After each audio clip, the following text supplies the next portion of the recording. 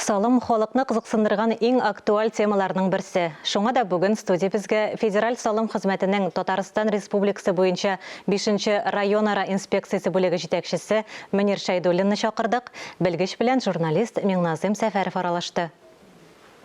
Хайырлы көн, мөхтәрәм җәмәгать. Салым ул мәдәниятле алга киткән илдә яшәү өчен түләнә торган бәя дигән бер акылиясе. Бу бәя ничек билгеләнә? Аны быел арттырмадылармы? Салым ташламалары кемнәргә тиешле? Әлеге һәм башка сорауларга җавап бирү өчен без бүген студиягә Федераль салым хезмәтенең Татарстан Республикасы буенча 5-нче районара инспекциясы бүлеге җитәкчесе Мөнир Әмир Шәйдуллинны чакырдык. Хайырлы көн, Мөнир әфәнде. Хайырлы көн, исәнмесез? Халыкта мондый гыйбарә бар. Үлемнән һәм салымнардан котылып булмый дигән, әйме? Менә салымнар бит төрлечә булырга мөмкин. Физик затларга сез без гади кешеләргә әйтәбез инде. Сез аны физик затлар дип әйтәсез. Аларга нинди салымнар каралган? Шуңа искә төшереп китик әле. Безнең елга бер тапкыр физик затлар милек салымнарын түлиләр. Милек салымы дигәндә инде без менә физик зат буларак үзебезнең исемгә алабыз милек милкәт, аны теркибез. Һәм менә теркәгәннән соң әлеге милекнең хуҗасы булып санала башлыйбыз. Ул булырга мөмкин, инде без йорт сатып алырга мөмкин, фатир, бүлмә булырга мөмкин. Машина, автомобильләр күп төрле без сатып алабыз. Шулай бит мөмкиндә. Аннан соң җир кишәлекләре сатып алабыз һәм үз исемебезгә теркибез, яки законлаштырабыз дип әйтәбез инде. Менә шушы вакыттан без инде әлеге милек милкәтнең хуҗасына әвереләбез һәм закон нигезендә елга бер тапкыр әлеге милеккә салым түләргә тиешбез. Чөнки безнең төп законыбыз Россия Федерация Конституциясенең 57-нче маддәсендә язылган, һәрбер гражданин законлы рәвештә билгеләнгән салымнарны түләргә мәҗбүри дип язылган. Шуңа күрә без елга бер тапкыр менә физик затларга әлеге милек салымнарын исәпләп түләү өчен хәбәрләр җиткерәбез. Әлбәттә заман үзгәреп торгач, аның салымның да күләме арта торгандыр. Бу ни күләмдә башкарыла, ни дәрәҗәдә арта еллык салымнар? Замана агымы белән бергә бит без җәмгыятьтә дә зур үзгәрешләр бар, чынлап та без менә милек милкәт дип әйтәбез инде, без үзебез күреп торабыз милекнең бәясе ничек үсеп барганын. Шулай бит. Элекке без милекне алырга мөмкин идек, бик арзан гына бәягә, бүгенге дә шактый кыйммәтләнде. Һәм инде без элекке 2015 елга хәтле милек салымын исәпләгәндә инвентаризация бәясеннән чыгып исәпли идек. 2015 елда закон кергәннән соң безнең милек салымнары милекнең кадастр бәясеннән чыгып исәпләнә башлады. Һәм инде ул закон буенча шулай каралды. Әгәр дә без кадастр бәясе буенча беренче елны ук түли башласак, ул шактый зур суммага чыга иде. Шуның өчен закон рөхсәт итте. Бүлепләргә илешләп әкренләп кенә менә кадастр бәясенә күчәргә әкренләп кенә 5 ел эчендә күчү каралган иде. Ягъни без менә бу яңа кадастр бәясеннән түли башлаганда без беренче елны еллык салымны 20% гына җиткердек һәм салым түләүчеләр түләде моны. Киләсе елны 40% шулай әкренләп арта барды.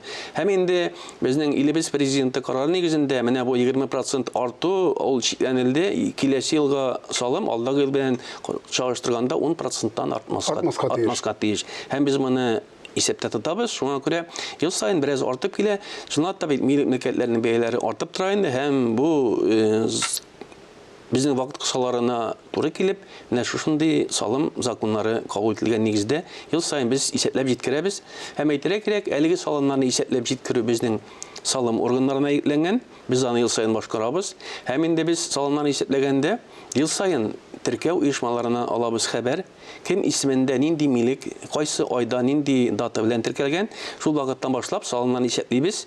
Һәм инде менә салым түләү хәбәрләрендә әлеге хәбәрләр тулысынча язылган, барлык хәбәрне укып аңларга була. Чынлап та минем милегем нинди айда теркәлгән, нинди аның кадастр бәясе һәм күпме салым исәпләнгән, алар барысы да без җибәргән хәбәрләрдә тулаем чагылыш табалар.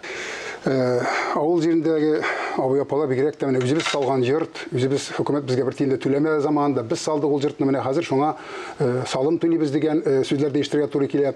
Гомумән шәһәрдәме күбрәк бәя арта, авылдамы? Бу инде монда җавап бер төрле, шәһәрдә күбрәк бәяләр арта, чынлап та. Чөнки без карасак, бүгенгә авыл җирендәге милкәтләрнең бәяләре шәһәр җирендәге милкәтләргә караганда шактый түбән.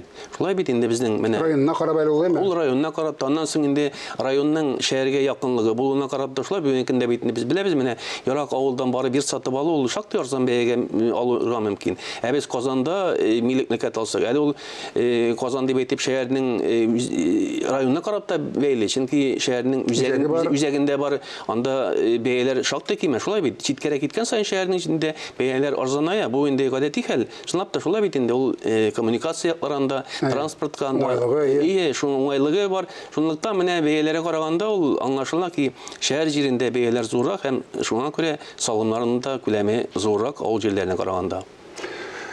Салым булгач, анда ташламалар да булган мөмкиндер инде. Кемнәргә каралган ташламалар? Безнең салымны түләгәндә закон буенча каралган ташламалар да бар. Безнең милек милкәт салымнары дигәндә без әйтәбез инде менә кемнәр ташламага ия.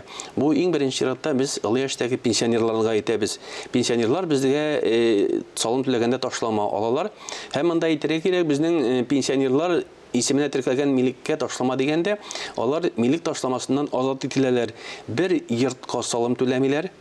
Шуңа истәп бер фатирга яисә бүлмәгә бер кеше берничә төрле милек турында әйтәбез монда. Аннан соң бер гаражга яисә машина урынына салым түләми. Һәм шулай ук 6 сотый җиргә пенсионер ташламага ия. Калганнарына җире күбрәк булса инде, менә 6 сотый шигырьле бәясе калганына түли торган була. Әгәр дә безнең пенсионер исемендә беренче йорт теркәлгән булса әйтик, аңа исәпләгәндә зур суммалы салымга ташлама бирелә. Калганына гомуми нигездә түли торган була инде бу. Шулай ук без ташлама дигәндә әйтәбез, безнең бит әле менә пенсия яше белән бәйле үзгәргән сәбәпле безнең бар пенсия алдындагы яшьтәге гражданнар дигән яшьләр арткан бар. Алар безнең русча әйткәндә пенсионер дип әйтәбез. Менә шундый төркем безнең физик затларда бар әле.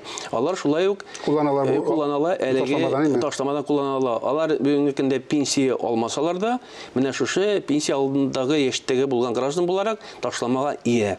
Менә бу исемлекләрне безгә кем пенсия яшендә һәм пенсия алдындагы яшьтәге гражданнар турында исемлекне безгә пенсия фонды җиткерә. Моны өчен гариза язып тора кирәк. Гариза язып кирәк түгел. Алар безгә электрон рәвештә әлеге хәбәрне ел саен җиткерәләр һәм без алардан алган хәбәр нигезендә җиткерәбез салым түләүчегә ташламаны һәм ул ташлама салымнан азат итә. Тәфсилле җаваплар өчен бик зур рәхмәт. Алга таба да күреп, сораулар туса ачыклап китербез. Бүгенге җаваплар тамашачыларыбызга, тынычрак чакларга ярдәм итәр дип уйларга кирәк. Исәнлектә күрешик.